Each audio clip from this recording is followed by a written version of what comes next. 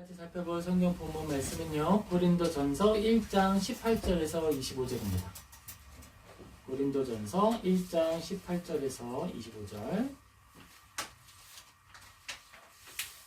우리 한 목소리로 같이 읽겠습니다. 십자가의 도가 멸망하는 자들에게는 미련한 것이요 구원을 받는 우리에게는 하나님의 능력이라. 기록된 바 내가 지혜 있는 자들의 지혜를 멸하고 총명한 자들의 총명을 폐하리라 하였으니, 지혜 있는 자가 어디 있느냐, 선비가 어디 있느냐, 이 세대의 변론가가 어디 있느냐. 하나님께서 이 세상의 지혜를 미련하게 하신 것이 아니냐.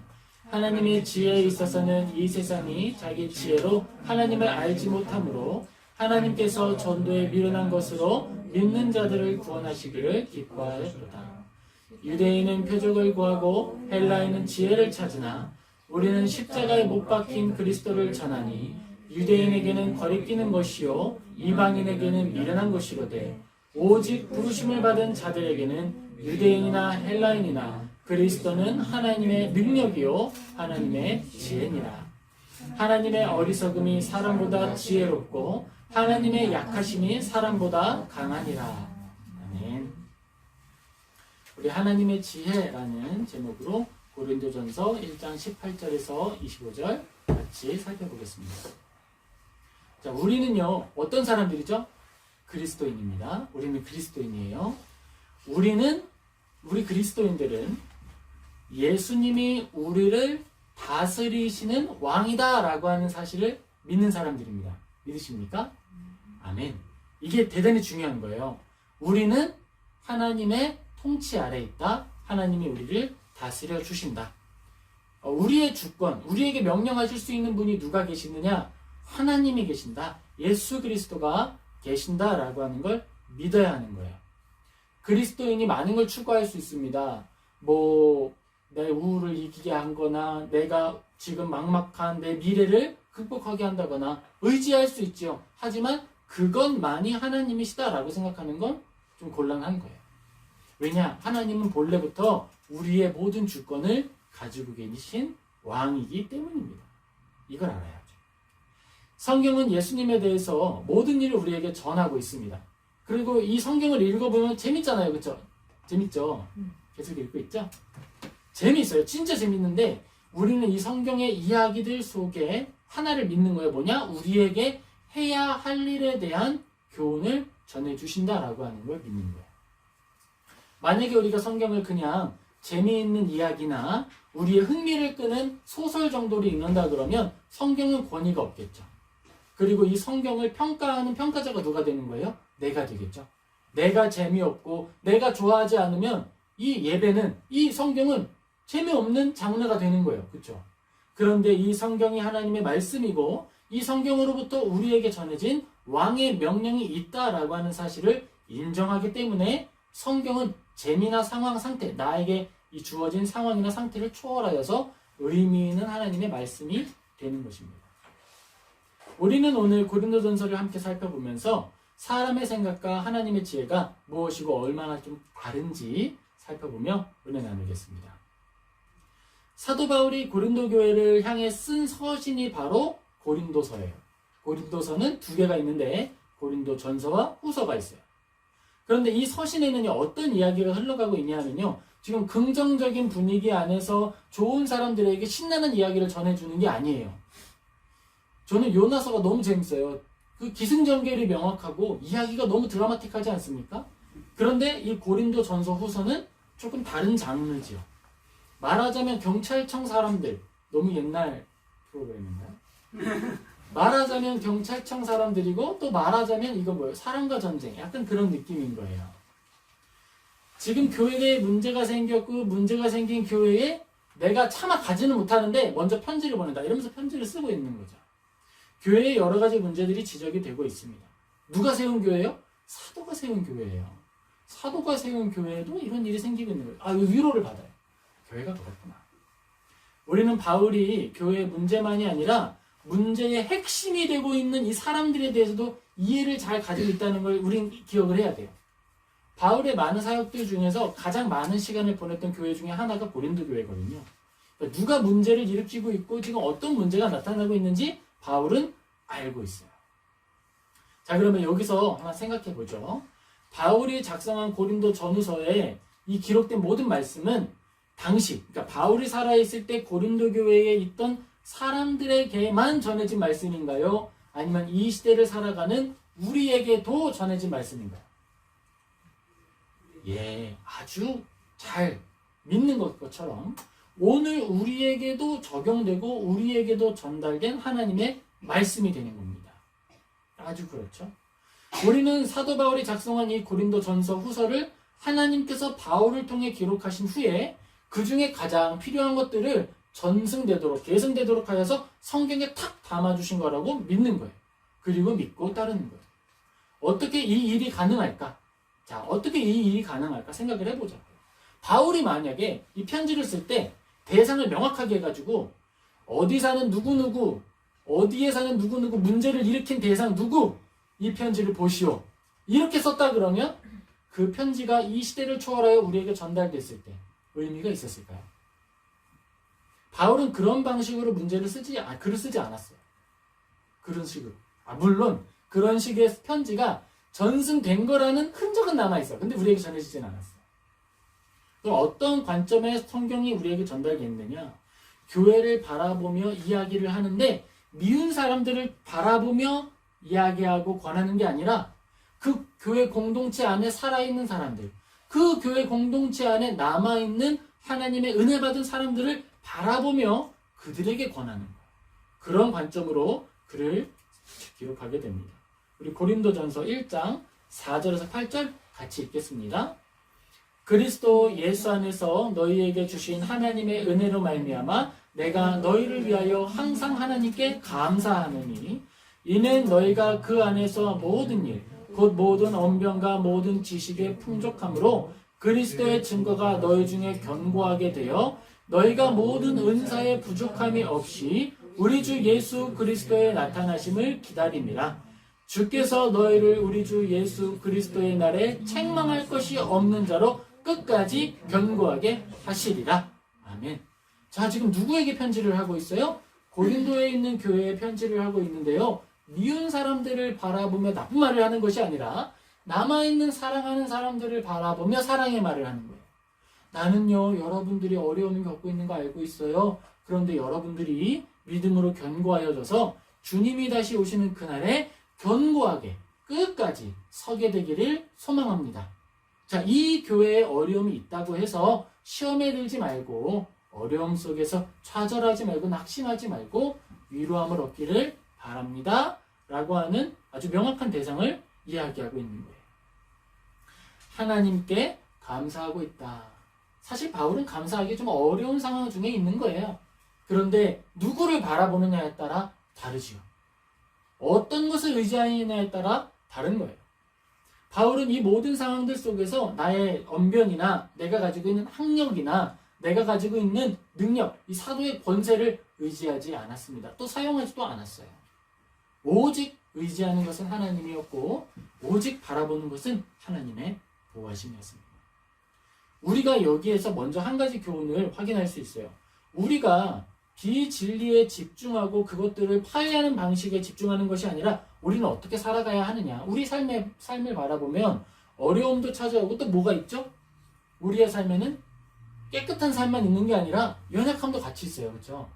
그때 우리가 바라보아야 하는 건 믿음을 가졌고 복음을 들었고 하나님을 알고 있음에도 낙심하고 좌절하고 믿음을 떠난 것처럼 살아가는 내 모습에 집중하는 것이 아니라 어디를 바라본다? 하나님을 사랑하고 죄인이면서도 회개하고 주님 앞에 달려나왔던 우리의 열심, 상황, 마음에 집중하는 방식으로 나아가야 한다는 거예요.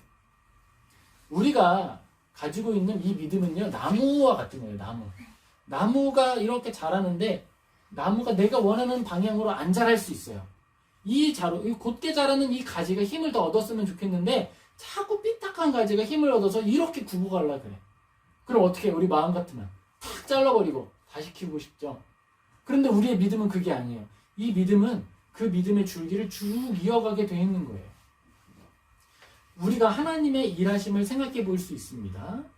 하나님은 모든 걸 다 이루실 수 있는 분이고 말씀으로 세상을 지은 분이시잖아요. 만약에 하나님이 원하셨다 그러면 우리가 탁 믿음을 갖는 순간, 아, 이게 진리구나, 하나님 살아계시구나라고 탁 깨닫는 순간 어떻게 할 수 있었을까요? 진짜 우리가 허물을 벗듯이 탁 새로운 존재가 돼서 예전에 있었던 기억을 탁 잊어버리게 될 수도 있었을 거예요. 근데 하나님은 그걸 원하시지 않으셨어요. 너희가 회심을 하고 너희가 변화를 가지고 믿음을 온전하게 가졌다 하더라도 뭘 알고 또 살아가는 거예요? 죄의 감각과 죄의 마음을 그대로 연속적으로 가지고 가면서 변화된 삶을 추구하게 하셨습니다. 그랬기 때문에 사도 바울이 고백하죠. 사도가 고백하죠. 오호라 나는 곤고한 자로다. 마음으로는 원하지만 육체가 거스른다. 로마서의 이야기였습니다. 하나님은 우리에게 이 죄의 감각을 인지한 상태에서 의로운 삶을 살아가도록 안내하시는 거예요. 그런데 그 길을 안내하는 하나님의 방법은 가장 효과적으로는 성령님이 우리 안에 내주하시면서 돕는 방식, 말씀을 떠오르게 하시는 방식으로 도와주십니다. 그리고 회개하게 하시죠. 죄를 깨닫게 하시고 죄 때문에 하나님 이제 내가 주님을 차마 볼 수 없어서 떠납니다. 떠나는 게 아니라 오히려 천부여 의지 없어서 주님 앞에 두 손 들고 나아갑니다. 주님께 나아가게 하는 방법으로 우리를 도와주십니다. 또 하나는 성경의 모든 말씀을 통해서 연약한 이들도 하나님 안에서 세임을 얻어 살아간다라고 하는 격려를 우리에게 전달해 주시는 거예요. 그러면서 우리에게 말씀하시는 건, 우리에게 집중하게 하시는 건 그건 거예요. 죄에 집중하고 죄에 집착하는 것이 아니라 나의 삶에 선한 것들이 자꾸 더 많이 나타나도록 한다라는 거죠. 우리가 정말 죄인 줄 알고 죄를 떠나야지 하면 거기에 더 집중하게 돼 있어요. 사람의 뇌는 부정을 못합니다. 고래를 생각하지 마라는 행동을 할 수 없어요. 부정의 행위를 할 수 없는 게 뭐다? 우리의 뇌입니다. 그러므로 뭘 해야 되는 거예요? 더 탁월한 것, 더 선한 것, 더 아름다운 것, 우리가 진정 시간과 마음을 쏟아야 하는 것들에 집중하는 방식으로 우리의 가지를, 믿음의 가지를 교정하는 거예요. 예전에는 그냥 죄로 늘 이렇게 쏠려 자랐어요. 근데 그걸 이제 어떻게 하는 거예요? 이걸 구분체로 잘라내는 게 아니라 그대로 다시 교정을 하는 거예요. 하나님을 바라보고 하나님을 찬양하고 주님께 나아가는 방법으로 우리의 삶이 점점점 기울어져 가는 것입니다. 이 열심을 갖지 않고 이 마음을 쓰지 않고 이렇게 살아가지 않는다면 우리 마음, 우리의 이 줄기가 하나님을 향해 기울어질 것이라는 기대를 하면 안 되는 거예요. 우리가 악에 대하여 집중해야 할 것은 바로 이것입니다. 우리가 바라보아야 할 것은 십자가이며 진리이고 올바른 것들이라는 거예요. 그리고 우리가 하나님 앞에 회개해야 할 것들은 탁 털고 넘어가는 거예요. 회개 딱 하고 넘어가는 거예요. 그리고 또 살아내고 다시 우리의 발이 더러워지게 된다면 주님 앞에 힘써서 달려가야 합니다. 회개하기를 멈춰서는 안 되고요. 죄를 쉬운 것으로 여겨서는 안 됩니다. 하지만 거기에 붙들려서 거기에 매여서 선한 것에 집중하지 못한다면 오히려 그것은 좌초한 배가 되는 것이고 나아갈 힘을 잃어버린 배가 되는 것입니다. 고린도전서 1장 17절 같이 읽겠습니다. 그리스도께서 나를 보내심은 세례를 베풀게 하려 하심이 아니요 오직 복음을 전하게 하려 하심이로되 말의 지혜로 하지 아니함은 그리스도의 십자가가 헛되지 않게 하려 합니다. 지금 바울은 고린도에 있는 사람들에게 편지를 쓰고 있어요. 자, 이러면 우리는 어떤 방식으로 이야기를 하겠습니까? 보통 먼저는요, 문제가 무엇인지 분석을 하겠죠. 그리고 문제의 대상이 되는 사람들을 파악을 할 거예요. 그리고 그 문제의 대상과 그들이 가지고 있는 주장들이 어떻게 잘못되었고 무엇이 왜곡됐는지를 반박하며 조목조목 따지게 될 겁니다. 논파하겠죠. 그들을 논파하고 그들의 논리 주장을 부수는 방법을 통해서 문제를 해결하려고 할 거예요. 우리의 방법이죠. 그걸 한다 그러면 바울은 얼마나 더 잘할 수 있었을까요? 바울은 지금까지도 회자되는 가장 위대한 랍비, 그 중에서도 스승, 랍반, 가말리엘의 제자였고요. 바리새인 중에 바리새인이었고요. 모든 것 하나 부족함이 없어요. 그의 시민권은 로마인이었어요. 시민권으로부터 그가 가지고 있는 학력, 모든 게 부족함이 없는 사람, 바울. 그가 말로써 이기고자 하면 이기지 못할 사람이 없겠죠. 하나님을 의지할 필요가 없어요. 왜냐하면 내 말로, 내 논리로 다 이길 수 있으니까. 그런데 지금 바울은 무엇라고 편지를 하고 있습니까?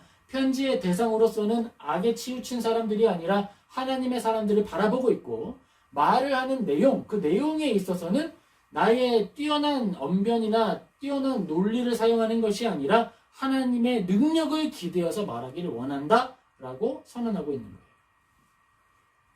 성령님께서 가르쳐 주시고 성령님께서 너희 안에 증언하여 주실 것이다 라고 말하고 믿으며 이야기하는 거예요. 이것은 바울이 하나님을 의지하면서 자기의 능력 있는 것들을 덜어내는 걸 말하는 거예요. 우리가 하나님의 뜻을 행하기를 원합니다. 하나님의 명령을 따라 살기를 원합니다. 라고 말 자주 하죠. 그리고 바울이 원래 사울이었잖아요. 그렇죠? 이 사울이 삶을 살아갈 때, 사울이었을 때에도 나는 하나님의 일을 하고 있다라고 믿었어요. 정말로 나는 하나님의 일을 하기 때문에 바리새인으로서 절제해야 될 것들을 알고 있었고, 내 눈 앞에서 예수당이라 불리는 사람들이 죽고 고난당하는 것을 당연하게 생각하는 사람이 사울, 똑같은 사람 바울이라는 말이에요. 하나님의 열심, 하나님을 사랑하는 마음으로 사람을 죽이고 사람을 반박해서 믿음을 잃어버리게 만들고 했던 사람이 바로 누구? 사울. 오늘 이 자리에서 말하고 있는 바울. 이 사람이다라는 겁니다.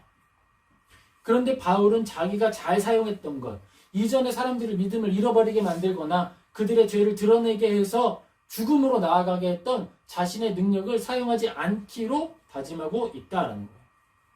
우리가 이렇게 삶을 살아갈 수 있어요. 믿음으로 하겠습니다. 하나님의 뜻입니다. 라고 이야기하면서 실제적인 능력은 죄의 능력을 사용하는 거예요.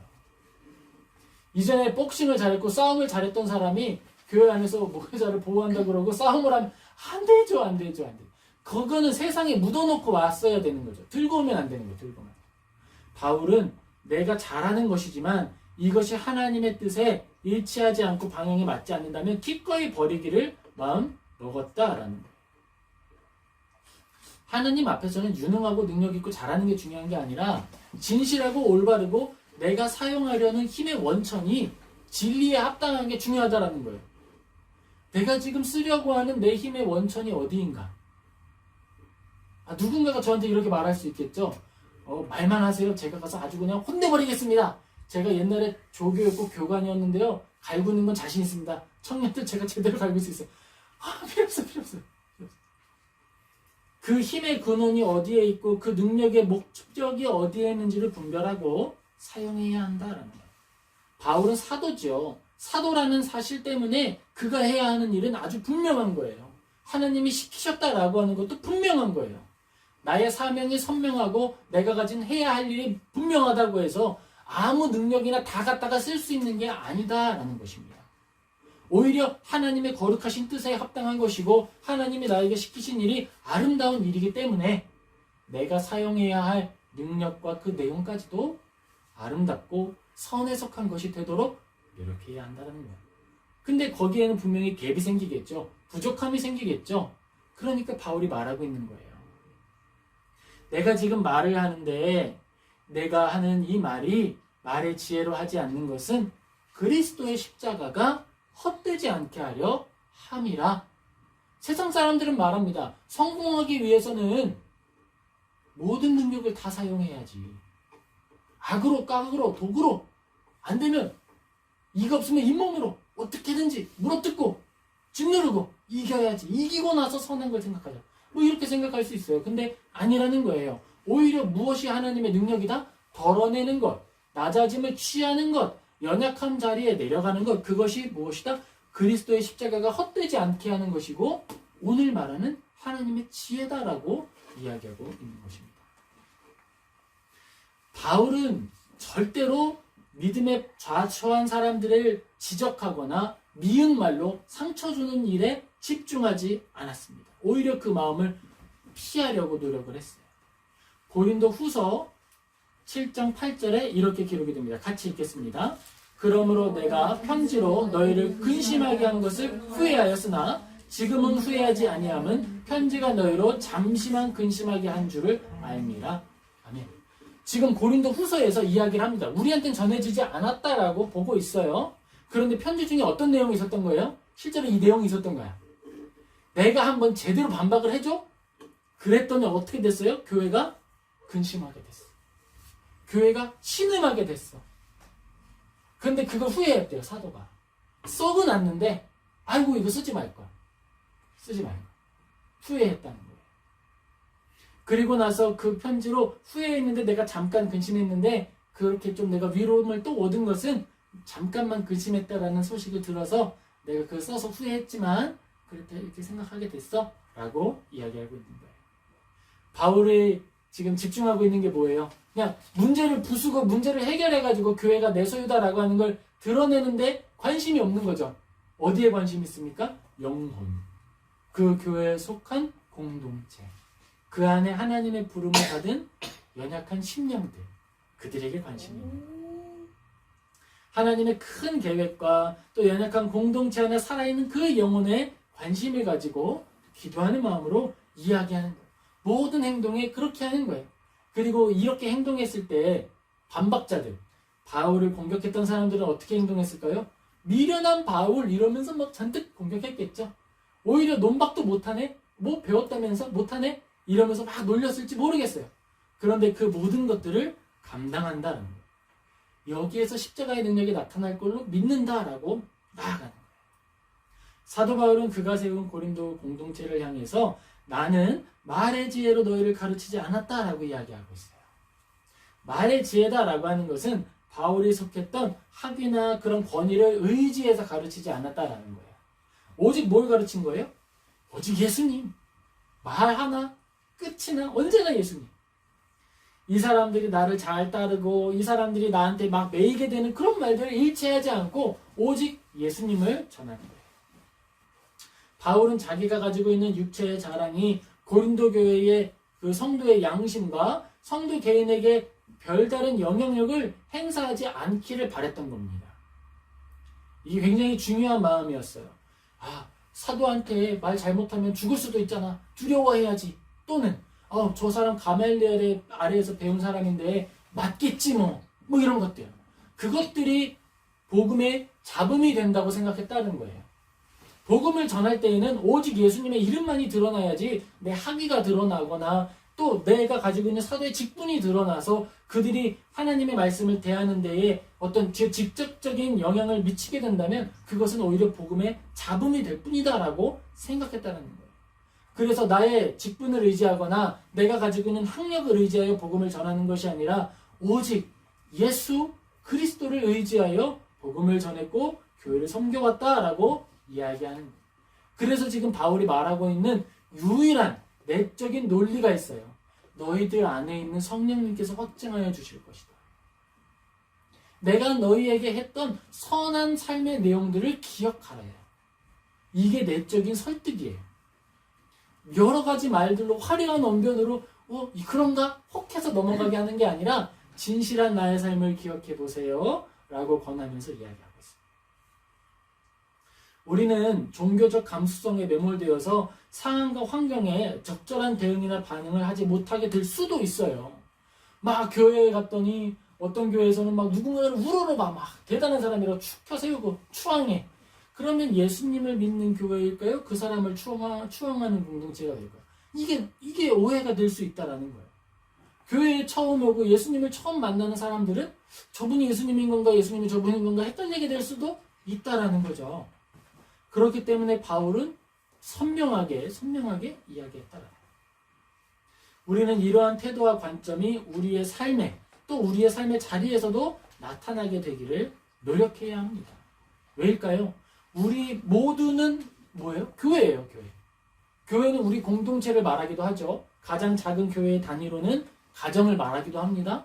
그런데 모든 교회는 또한 뭐예요? 성령님이 내주하시는 성전, 성도의 삶의 자리이며 성도 그 자체입니다. 그러면 이 교회가 세워질 때도 마찬가지 룰이 적용돼야겠죠.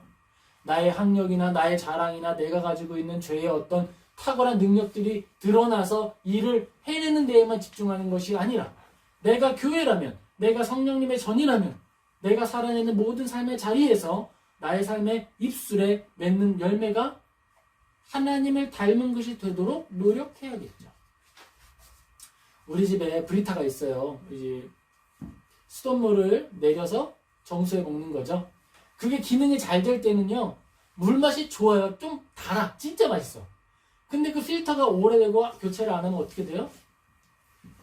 그 수돗물 맛이 그냥 나. 우리도 그럴 수 있어요. 우리가 세상을 살아가고 그리스도의 색다른 맛을 내야 되는데 그리스도인의 색다른 맛을 뭔가 첨가제를 넣는 게 아니고 사실은 진실한 맛을 내는 거거든요. 선한 맛을 내는 거예요. 그런데 그 필터가 오염되면 수돗물이나 내가 내는 물이나 맛의 차이가 없을 수 있다는 겁니다. 우리는 그 부분을 살피고 또 기도함으로 하나님을 의지해야 하는 것입니다. 또 세상을 살다 보면 어떤 일이 찾아올까요?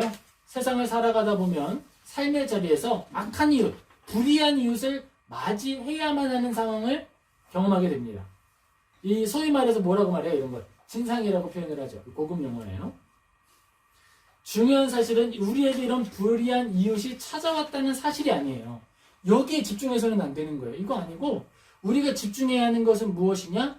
우리의 삶이 도대체 무엇이고 내 존재가 무엇인지를 기억하는 거예요. 제가 말씀드렸죠. 우리의 삶은 뭐예요? 성전이다. 내가 살아내는 삶이 성전이고 내가 바로 교회다. 자, 어떤 교회가 세워져 있는데요. 비가 오면 무너져. 막 비가 오면 건물이 허적대고 쓸려가. 그러면 그게 건물인가? 건물은 어떤 건물이어야 돼요? 비가 와도 변화가 없어야죠.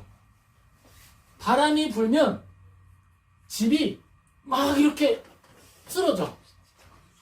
그러면 그게 집인가?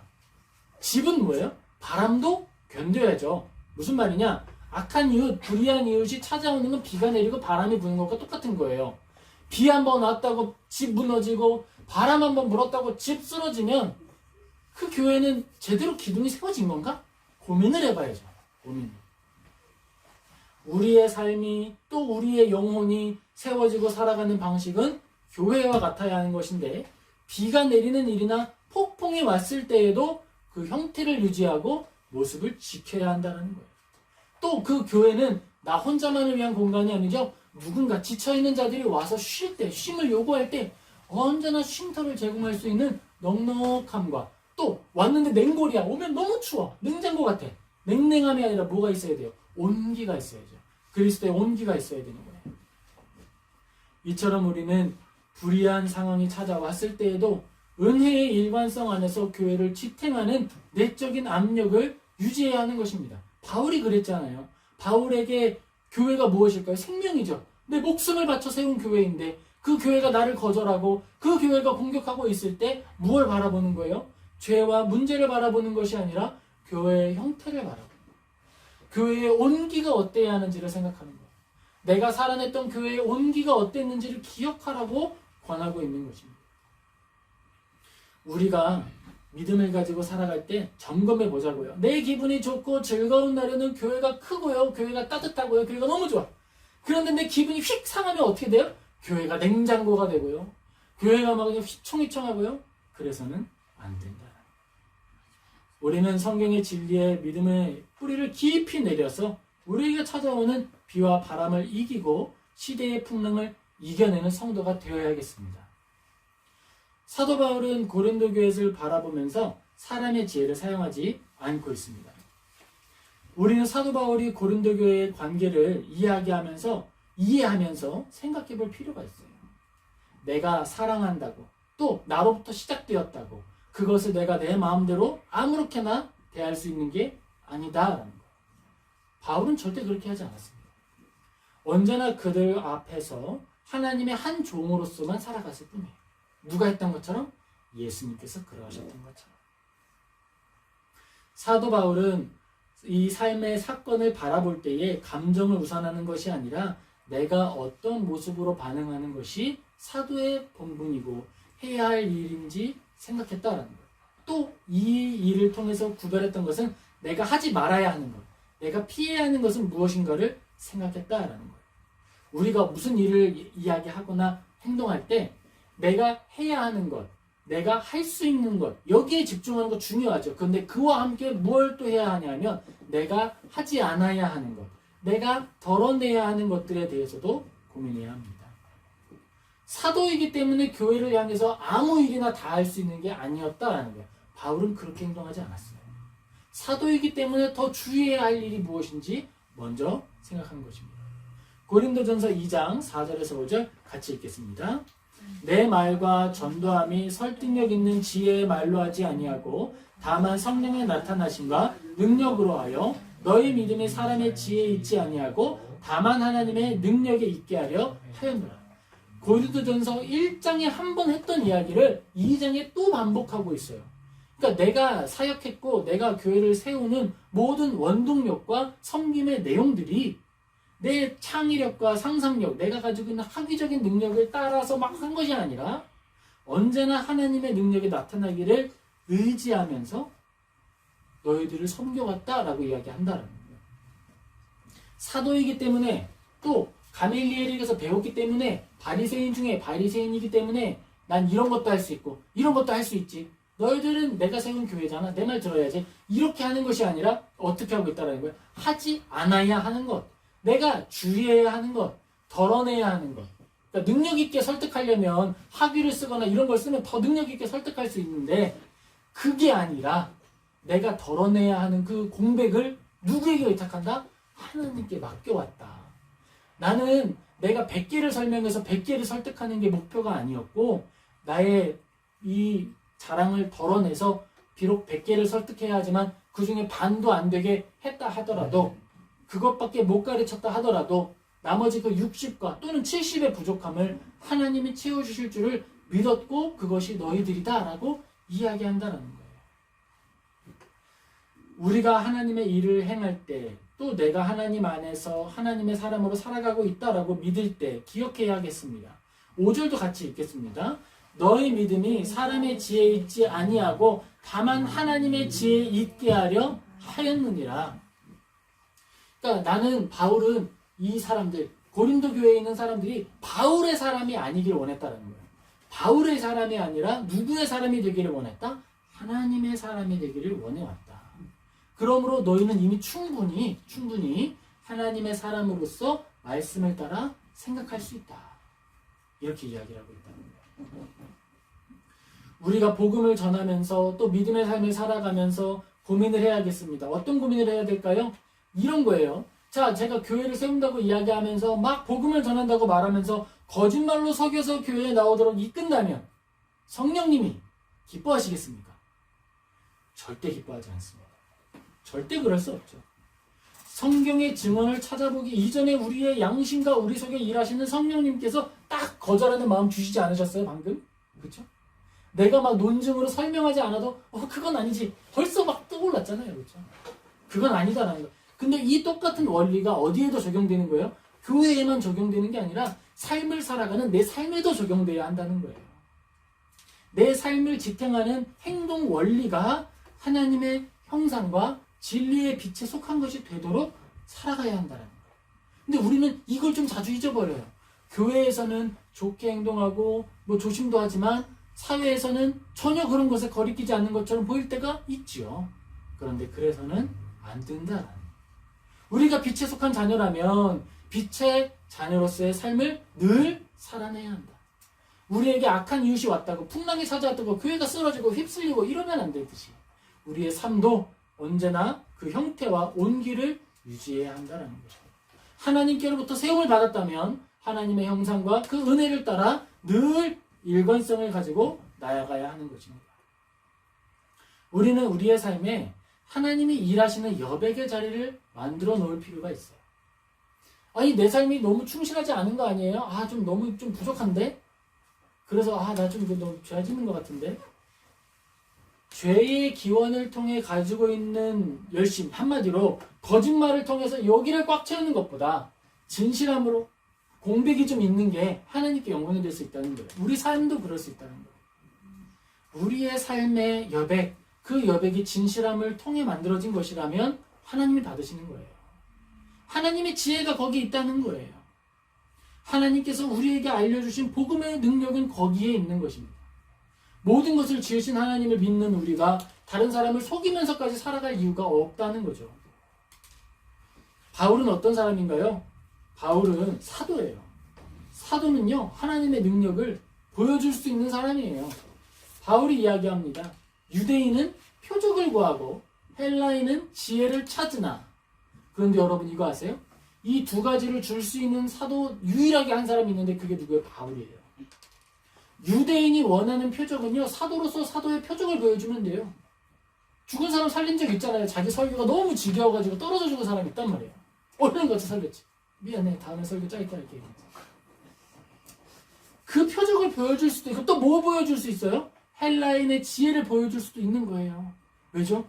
그 사람은 로마의 시민권을 가지고 가멜리엘의 아래에 있으니까 진짜 탁월한 지혜로 말할 수 있거든요. 유대인이든 헬라인이든 설득하려면 얼마든지 할 수 있어요. 교회를 채우고 회당을 채우려면 할 수 있죠. 근데 그게 아니다라는 거예요. 정말 중요한 것은 하나님의 뜻대로 일을 행하는 것이고 하나님을 따라서 살아가는 것이다 라고 이야기했고, 이 행동 패턴은 그가 좋은 교회를 세우고 부흥할 때만이 아니라 교회의 문제가 나타났을 때에도 똑같은 원리와 방식으로 적용되고 있다라고 하는 것을 우리는 기억해야 합니다. 바로 이것이 하나님의 지혜다라는 거예요. 너희들은 말하지, 부르심을 받은 자들에게 십자가의 이 그리스도를 전하는 것은 유대인에게는 거리끼는 것이고 이방인에게는 미련한 것이지 헬라인에게 미련한 것이지, 하지만 그것이 하나님의 지혜다. 나는 하나님의 지혜를 따라서 너에게 복음을 전했고 너희와 함께 교회를 세워갔다라고 이야기하고 있습니다. 고린도 교회의 모든 문제는 하나님께 의탁하는 것이 정답이에요. 사람이 논증에서 이기는 것이 아니라 하나님께 맡기는 것이 정답이었습니다. 우리가 바울의 이 모습을 바라보며 기억하기를 소망합니다. 우리의 삶의 모든 자리가 하나님의 뜻이 이루어지는 자리가 되도록 내어드리고 나의 능력이 아니라 하나님의 능력이 나타나기를 기도하고 바라는 저와 우리 모든 성도님 되시기를 예수님의 이름으로 축복합니다. 아멘. 기도하겠습니다.